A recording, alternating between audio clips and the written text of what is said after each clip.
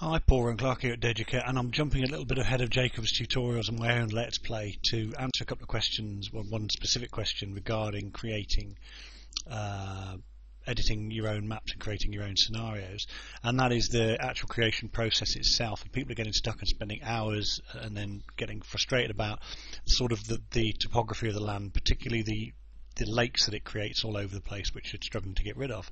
So I'm going to show you how you get rid of that. So you're in the game to start off with. I'll go to Map Editor. I'm picking the basic one, which is just the 100% flat green grass land. You can pick any of these others if you prefer, but that's the one I'm going to go for. I'm going to load that as a template. So I'm starting off with nothing. Now, as you guys probably know, you can go in, and what guys are having the trouble, can go into the editor, and you can set your own height and terrain levels. You can, click set height, move the terrains up.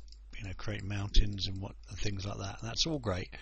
Then you can press OK, come out of that, and then you can add whatever you want to the surrounding area and build roads and all the rest of all that good stuff. You can just get on and get building, and you can do that. And using that method, you can create something exactly as you want it. Some of you guys just want some something to get you started, something to kickstart the process. And so for that, you can also go to this, back into Edit, and go to Create automatically. And this is where the problems seem to be. And this is a good example of where the issue is. It's all these like lakes everywhere, and people saying this isn't realistic. I don't want it to create that. Well, you need to set this to 0, which some of you have sort of got. That's correct. And then you probably need to create twice. Because there seems to be sometimes it creates with lakes the first time. What's sea depth, mountain height, geographic complication. Mountain height we're going to have reasonably high, I think. Geographic complication, undulation complication, which is the smaller grade stuff. And then the important thing I've done is set C ratio to 0. Click OK. Yes. See what it does. Okay, this is what it's done, and it's what it shouldn't have done. It's basically presented what was there to you.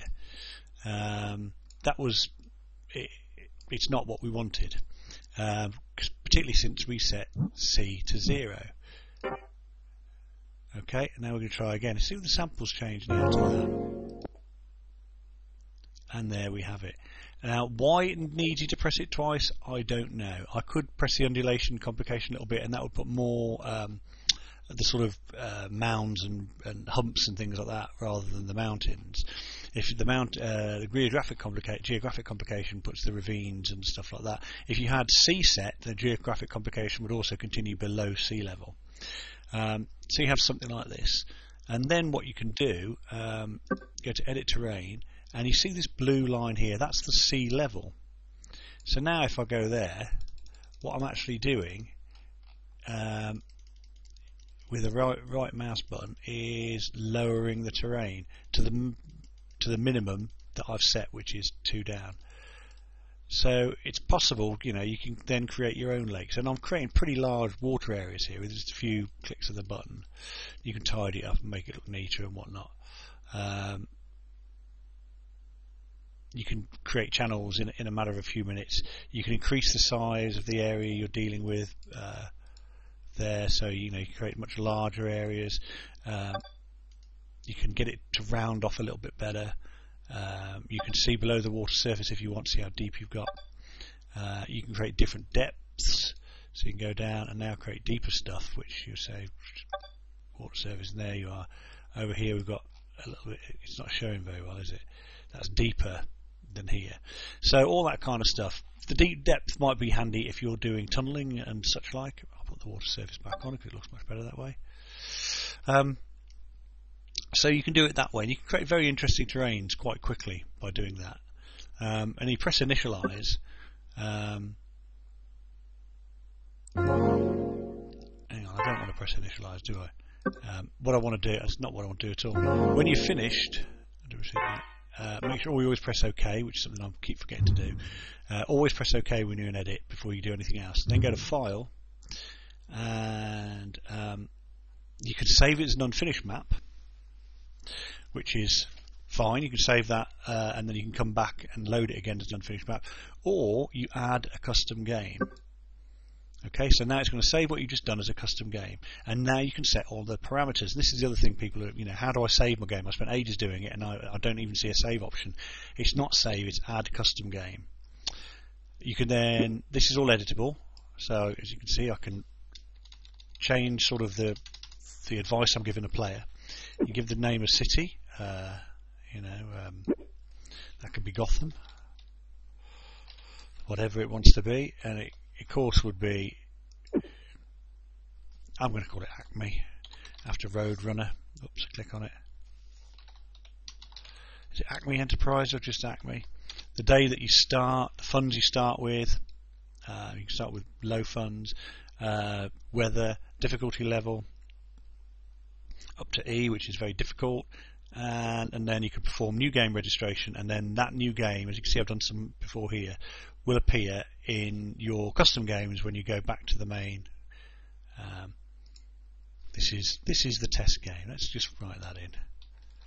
This is a test designed to provoke an emotional response. This is a test. I probably did said that somewhere else as well. Okay, perform new game registration, and there you go. There it is. There's Gotham. There's, as you can see, the little bit of water I've added in the middle there, and the mountains and whatnot. If I now come out of the game and go to custom game, give it a few seconds, you'll see if I pop into custom game, it will show me how I can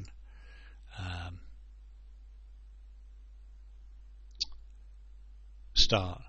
So game, hang on, is it open?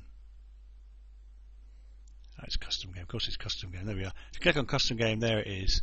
This is a test, Gotham, Acme, and all the rest of the set. And then you can then play that game. So that's how you do it. You don't press. I think the two things really are, just to summarise, when you go into edit, remove the sea altogether from the equation, have land and mountains and no sea, and then you can fiddle. It takes two presses for it to sort of acknowledge your first choice. I don't know why that is. It's been like that since A-Train 8 from memory, so that's just the way it is. The third thing is you don't save, you register a new game. So it's not the save option, and then you go to custom game and load, and there it is, the one I've just saved. You could then go in and play it, start user game. So it's possible to create games. It's possible these are saved out into your Steam folder in Steam apps, A-Train, Railway Simulator, and then the save games are there, so you can actually transfer them and give them to other people to play. And I'm doing this one here, which I'm calling Twin Rivers, which is one I'm actually creating now as a sort of a really hard challenge map, which I'm going to be distributing via our blog in the next week or two when I've finished and added a fair bit more detail to it. So taking over a sprawling spur between the deltas of two rivers. The commercial and industrial centres are far apart. However, the budget you have is tiny, and the three locos are very slow. I've used the lowest possible budget, and I've hobbled the locos the game starts you with. You start with them, but they're very, very slow, and there's all sorts of problems to deal with there. Some of the problems were down to my lack of ability of game design, but I thought, no, actually, let's leave some of them in there because they're quite challenging. But I'll take out the ones that are just frustrating. I don't want you guys to get frustrated with it. So that's something for the next week or two. But for now, hopefully that's answered the two main questions you guys on the forums have got. Okay, Paul and Clark, Deducat, signing off.